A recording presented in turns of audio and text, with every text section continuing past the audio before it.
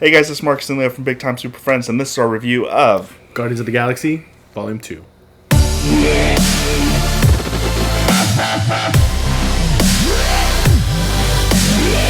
Alright guys, just so you guys know, the structure of this show, or this review rather, is going to be spoiler free in the front half, spoilers all in the back end. And when the time comes, you will see a graphic right down here saying big graphic saying spoilers. So with that said, let's just talk our first anticipation, what we wanted to see when it comes to this movie. I had a hard time with that because I thought, how can you top the first one? I mean, the soundtrack for me was like home run. Yeah, that's sort of what pulled me in when I first saw the prologue, if you will, that they released before Guardians 1.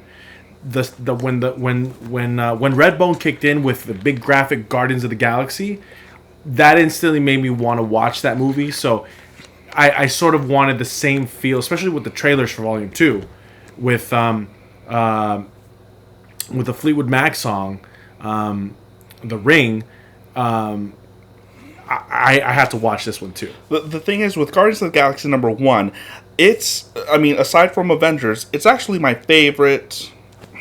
It's tough to say because they're all so good, but yeah. if I had to say, it's probably the top 3 all Marvel movies for me of all time. The part 1, but part 2 did a very good job of matching what it did in part 1, but even more so, just a notch better. Sure, I think I agree with that. I mean, where do you go in this movie? Like, what story do you tell?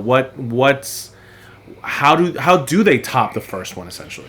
And I mean, the story of this thing is pretty simple. I mean, I think it was a little more simple in the first one. Yeah, I mean, it pretty much boils down to the relationship between Peter Quill and he meets his father for the very first time in Kurt Russell. Yeah. And the main story essentially revolves around them. Yeah. Of course, there are subplots and other little minor stories that take place at the same time.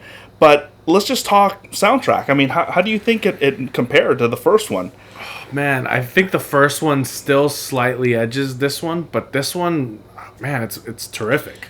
It's always you can't argue the fact that Guardians of the Galaxy, the movies, both 1 and 2, arguably have the best soundtrack of all the other Marvel movies. Sure, yeah, hands down. Yeah, these are. If you're gonna watch a movie that makes you wanna toe tap, you don't want to go see a movie to toe tap, but at least you're gonna be toe tapping. I mean, there was definitely movies where scenes with songs that I actually was really enjoying the song along with it, and it sort of enhanced the scene for me. Now, what do you think of?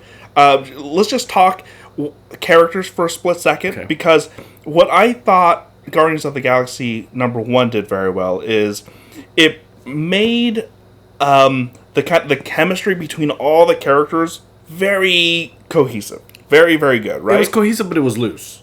Yeah, which was good. And this part 2 takes it up. It makes it even better. You dive into each specific character's kind of their backstory, the way that Rocket Raccoon's past and why he is the way he is, Peter Quill's past, and even Gamora's past, even Drax. Sure. I mean, each character. I mean, with the exception of Groot, but each character had its own a couple minutes dedicated to how and why they are the way they are, with their life experiences in the past and all that good stuff. Yeah, and I think it enhanced the movie because now we know really why the chemistry of the team is the way it is, and at the same time, it sets it up for their future appearance in whatever they're going to be in next, which is probably Infinity War. So now, I was really surprised when I first heard. Speaking of characters, when I first heard Stallone was going to be in on it, I don't know if you guys know this, but I'm a huge 80s action star kind of fan, like Van Damme, Schwarzenegger, Stallone, Dolph Lundgren, and the Steven Seagal, even Chuck Norris, whatever. But when I first heard Stallone was going to be in on it, I said yes, but then I just thought, wait a second, are they going to fly off the handles here? Is it going to be like Judge Dredd coming onto the screen? Like I didn't know what was up. I didn't know what to expect from Stallone. But you know what? His part was very minimal. But every single time he did show up, it didn't distract from what I was watching. Well, I think his acting chops added to that character because you needed a character that was sort of in command and was not really backing down from anything, more of a like a commanding sort of a presence, and he definitely brought it to that character, especially when you're introduced to him and spoiler alert, but the conversation... Not yet. Okay, well, we'll talk about that. But yeah, his introduction, I think, I sort of thought, maybe like you, that it was going to be a throwaway character, but it was actually pretty important. Oh, yeah. And he has a not very close relationship, but he does have a relationship, or a connection, I should say, to Yondu. Yeah. And, it tells you a little bit about... They touch upon a little bit about their backstory and why Yondu's been exiled. And also, like, his code. Oh, yeah. Yondu's code. Yeah. Now, the other kind of actor that kind of had a similar effect to Stallone, but not as much, as Kurt Russell. I thought, oh, yeah. Man, this guy, is it going to be... Is it going to take me away when Kurt Russell comes into the screen? Am I going to think that's Kurt Russell, or is he Ego the Celestial? Here's the thing: 2 characters that Kurt Russell's played in the last, I want to say, 15 years, maybe last 10 years or so, is the character from Death Proof. Okay, the stuntman. Really good movie. Stuntman, decent movie. Anyway, stuntman character and the character from, oh my god, I'm forgetting. Fuck. What character? Stuntman and the guy from, Mr. Nobody. I didn't see that movie. From Fast and Furious. Oh, yeah. A very similar sort of like, well, this is how it is. And I'm so-and-so. Yeah. You are. And we're going to do this because we have to and we can. Like, it's that sort of a character, Hateful Eight. Sure. Yeah. Oh, yeah. Good and Hateful Eight. Yeah. His character reminds me more of the Hateful Eight character Hangman than the other. Yeah, the Hangman. Right. But he did a really, really good job. He's actually in, I would say, half the movie. I mean, pretty much, yeah. From the second act to the end, he's the centerpiece of the entire movie, really. Yeah, he's I almost was going to say something from the spoiler section, but I digress. He did a really, really good job. Now, the one character that they gave more screen time to is Nebula. Yeah. Now, Nebula was kind of... I wouldn't consider her a throwaway character by any means. Sort of, because she was just like... in part one. A henchman part one, he was to Ronan. Yeah. The first one. Yeah, and she was... Yeah. Right? Yeah. She was just on the side, and she was upset because Gamora had more attention, and she had more of a prominent role. I think it was even a little bit more than that. Like Nebula's, because she was talking about the story about how she would have to compete against constantly, and every single time she would lose, like Thanos would do things to her, which kind of brings me to the character that I wanted to possibly see but didn't get a chance to see at all, and that's Thanos. Yeah, I mean, what do we know? What do we know about Thanos? He has the gauntlet. He has a gauntlet. We don't know if it's the gauntlet, right? Because there was another... Well, I don't know if this counts or not, but in Thor #1, there was another gauntlet in the safe. And it had the stones. Right. I don't know if that was kind of... If they're going to disregard that, like, oh, that was just kind of like a fun Easter egg. It really wasn't the gauntlet, whatever. But what else do we know about him? He's a bad guy, right? He's the main... He is the centerpiece of all of these Marvel movies that are going to kind of meet up. But we don't know much about him. I haven't seen him for more than 5 minutes. I think in the second Avengers is when he shows up. Like, and he's in the chair.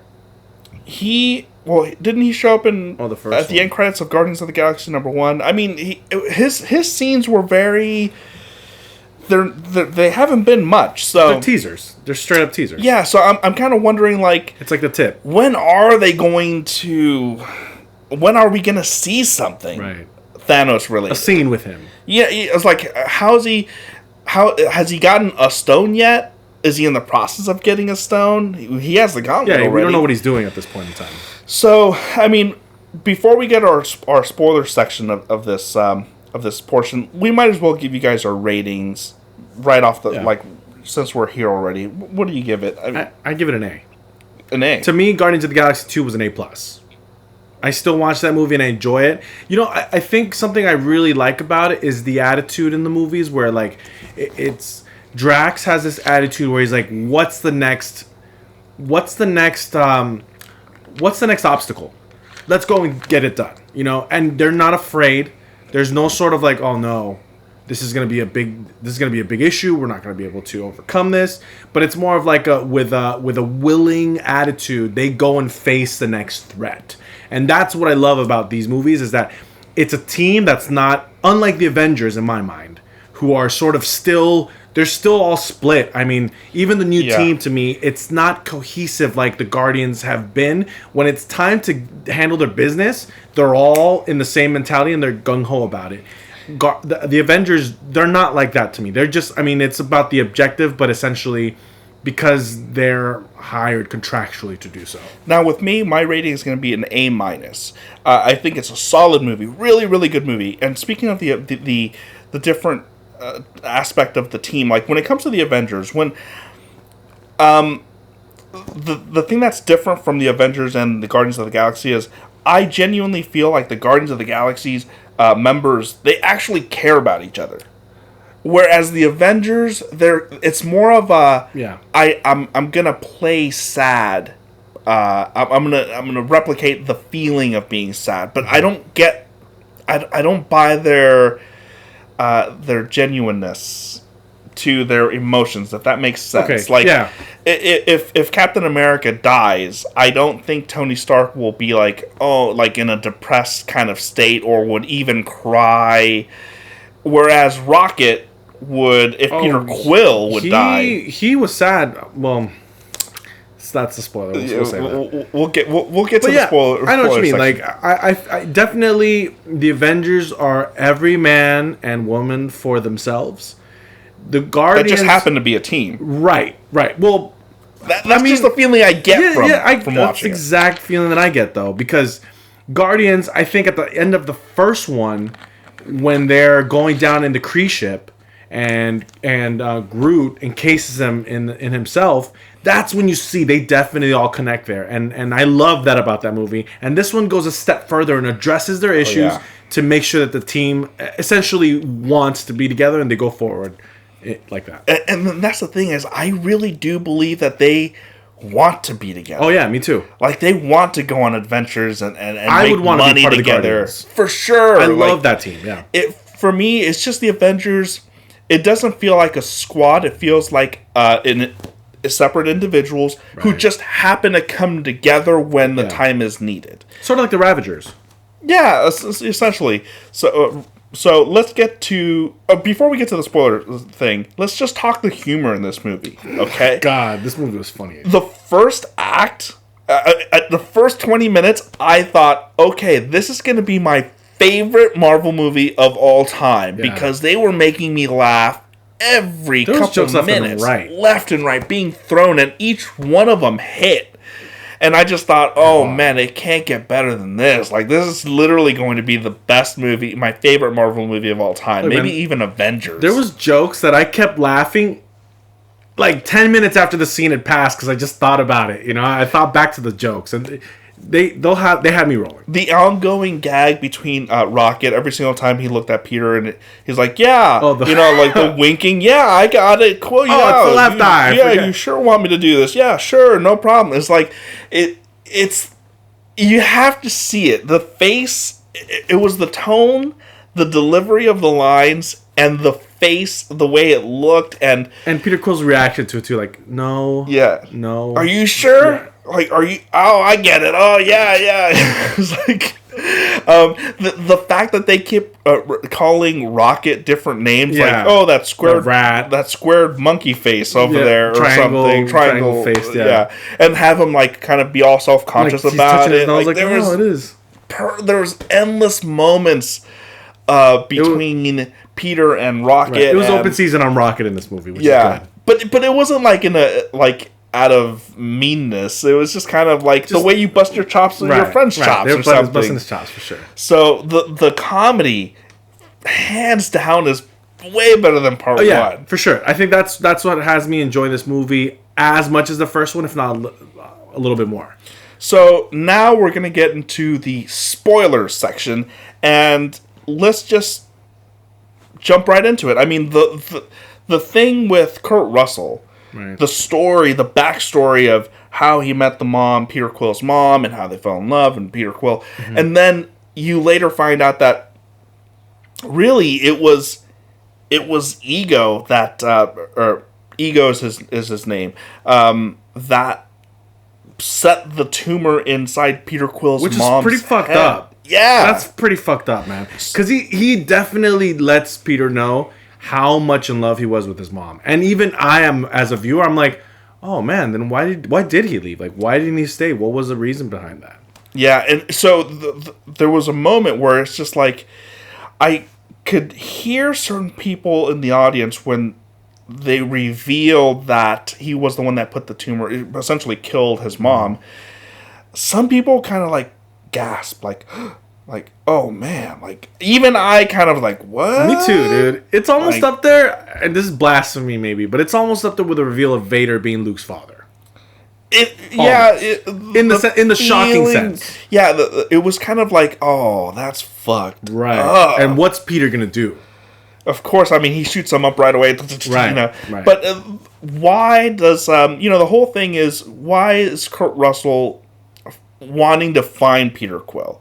And I guess Kurt Russell's mission, or his goal in life, is to spread himself, spread his conscious to other planets throughout the universe. And he needs the help of Peter Quill, his son, who is also revealed to be like a god. But also, not just that, but he's one of many attempts for him to have a second being who is of himself to help him in this quest. Yeah, so what Leo's referring to is Peter Quill is not the first child that Ego pretty much, fathered. Yeah. There was tons of other moms that he cream pied, that he literally did not have they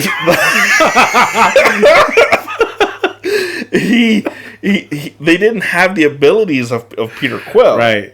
So the entire time you are wondering, like, why is he looking for me so bad, and why is he so interested in me who he doesn't know? Which was a really good question, because it's like, why is he looking for him? And not just that, but the thing is, they tie in the first movie really well in the sense of how Peter was raised essentially by Yondu, and why Yondu kept him. I mean, that was a big question. Yondu obviously was someone who treated Peter a little harshly, but at the same time, Peter would say things like, yeah, he threatened to eat me, and so I was doing all these things because I was trying to literally survive.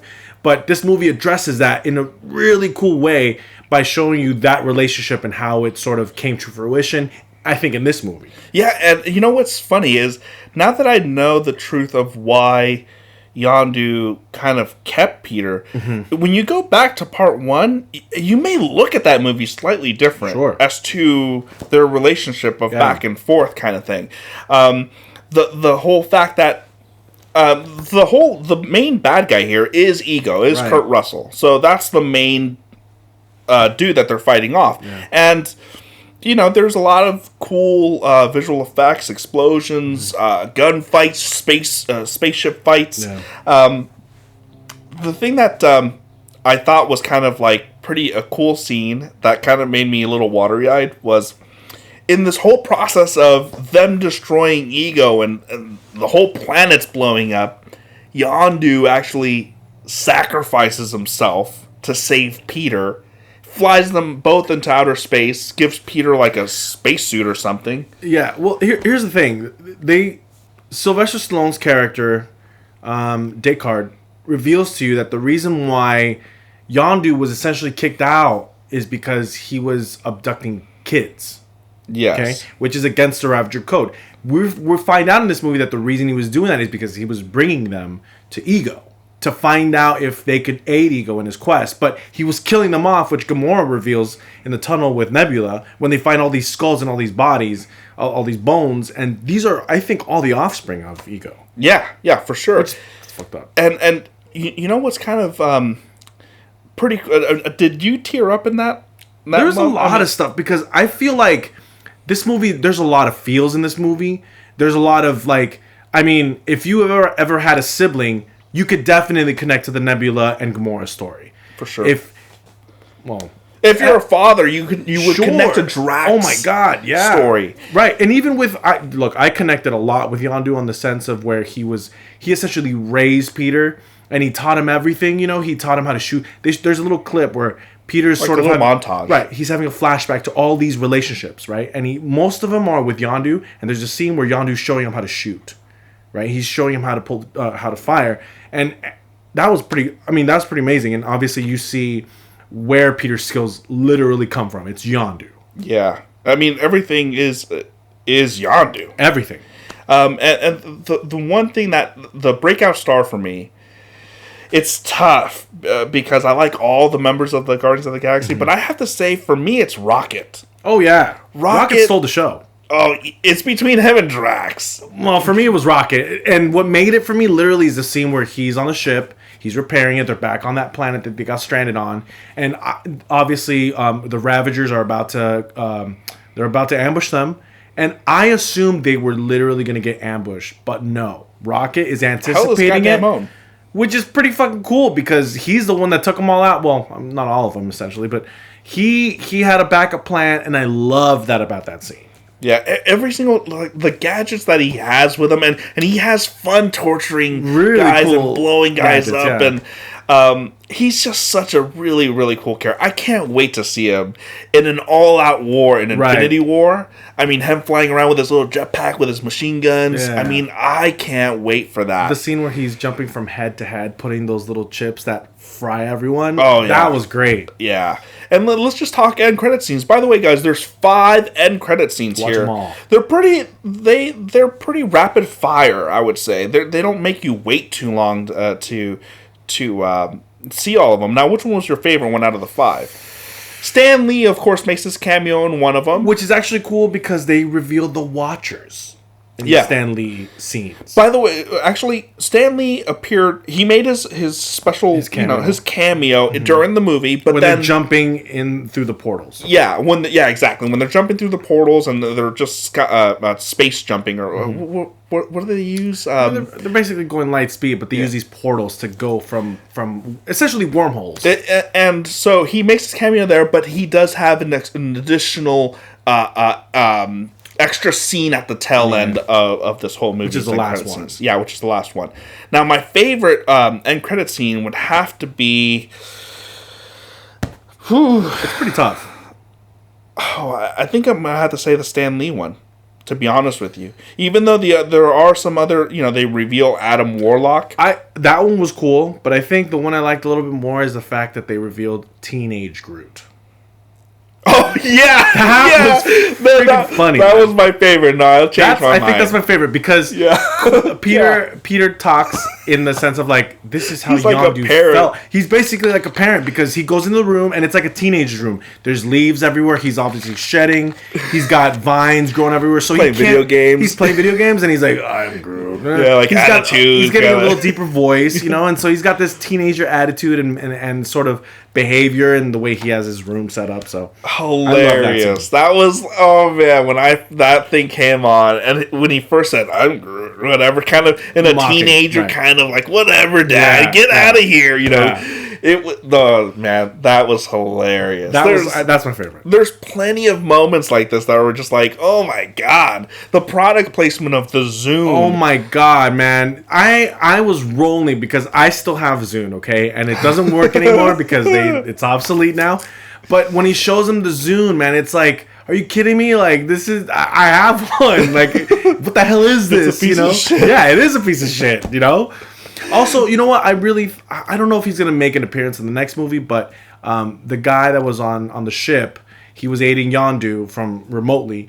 Peter Quill gives him the arrow that Yondu uses because Rocket pieced it together.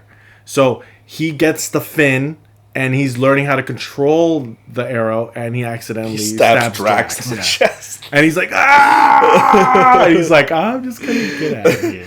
There was this one kid behind me that kept asking the weirdest questions. I mean, Kurt Russell at one point is like, I'll be right back, guys. I need to take a whiz. Yeah. And the kid's like, what's a whiz? And I'm just like, kid, you don't know what a whiz is? Yeah. He would ask, why is she crying? Mom, why is she crying? Like, what's happening here? Is that it kind of messed up the experience because there was a little moment when Ego is talking to Peter Quill. They're having a little moment together, and it's quiet, and there's a little silent moment, and he's like, "Why is he talking?" And it's like, "Oh my god, is he?" Man. Yeah, I was like, "Shut up, kid!" Like the answers are gonna come your way. Just it's like this is his first movie ever. Yeah. So I mean, but the whiz thing I thought was hilarious. I was like, "Oh my god, he doesn't know what a whiz is, man! You gotta live a little." Oh man, but it was a very, very enjoyable movie. You know what was really cool, actually, is the Adam Warlock reveal. That was pretty cool. Because clearly he's going to play a pivotal role in the next movie, or Infinity War. But I thought that was pretty cool. It's going to be really interesting to see when he makes his appearance. Yeah. Most likely it's going to be... Because he has a soul gem... I mean, as far as the character is concerned, the comic book character, he does have a soul gem on his forehead. But I think we know who Vision has the soul gem. So it'd be interesting to see when he's going to make his appearance. What movie? Is it the Black Panther? Why would he? I don't think he would be in the Black Panther, but my guess is the first appearance will be in Infinity War. Right, just blatantly. Another thing I really enjoyed is when Ego is sort of trying to convince Peter Quill that his mission is what he needs to accomplish. He takes the form of Hasselhoff. Oh, yeah. Oh my God. That was Hasselhoff. I mean, Peter Quill tells... How'd he get that gig? Well, I mean, obviously singing in Germany. But, look, the thing is that Peter Quill tells Gamora the story of how when he was a little kid, because he didn't have a dad around and he could see all the kids with their dads, he had a picture of David Hasselhoff in his pocket, and he said he was busy filming Knight Rider or doing concerts up in Germany, which is, I mean, it's kind of sad that he had to find some sort of a figure like that as his parental figure, his dad, paternal figure, but... The fact that he actually shifts into Hasselhoff and you see David Hasselhoff talking, being the Hoff, like, that was pretty badass. I thought that was cool. Oh, shit. So, again, my overall score is an A-. And I give it an A. It's definitely... Oh, I thought you said A+. An A. Okay. A+ was Guardians 1. Oh, okay. Gotcha. It fluctuates. This is definitely a must-see, guys. Yeah, absolutely. You have to see it. You won't be disappointed. Coming up, by the way, guys, is going to be the rest of all of Leo's Alien movie reviews. If you haven't seen his very first Alien movie review, the link is going to be down in the description down below. Please like, share, and subscribe. Look out for that. And look out for all the other... we're going to be reviewing all the Spider-Man movies, all of the Planet of the Apes movies, all of the Alien movies. Predator movies. And, oh, you know what? That'll come. Predator will come. I definitely want to do Predator. Which we were just talking about this. Blade Runner is coming out as well. So keep a close eye. And if you like this content, please like, share, and subscribe. And we will see you next time. Bye.